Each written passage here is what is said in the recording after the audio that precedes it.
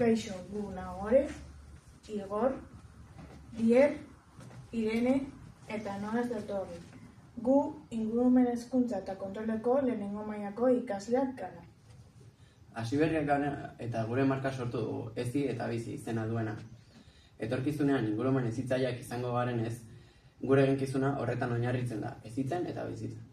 Eraiki dugun eskultura, etorkizuneko zuhaitza, izena du, adierazi nahi dugu nolakoa izango litzateken etorkizuneko natura. Azken hamarkada hauetan, kontsumo bortitzaren ondorioz, gure hondakin kopurua etengabe areagotzen ari baita. Urtero bataz beste pertsona bakar batek 205 kilogramo hondakin sortzen ditu, eta hauen kudeaketa txarrak gure natura ingurugiroa mehatxatzen du. Hau izan da gure eskultura eta espero dugu pentsaraztea eta ekonomia zirkularra bultzatzea. Eskerrik asko zuen arretagatik. Etorkizuneko zuhaitz baten eskultura da, bizikletutako materialekin egina. Ostotza, kobrezkoari korapilatu osatzeko masa handi batek osatzen du, eta bertan metalezko objektu txikiak eta objektu elektrikoak txertatzen dira.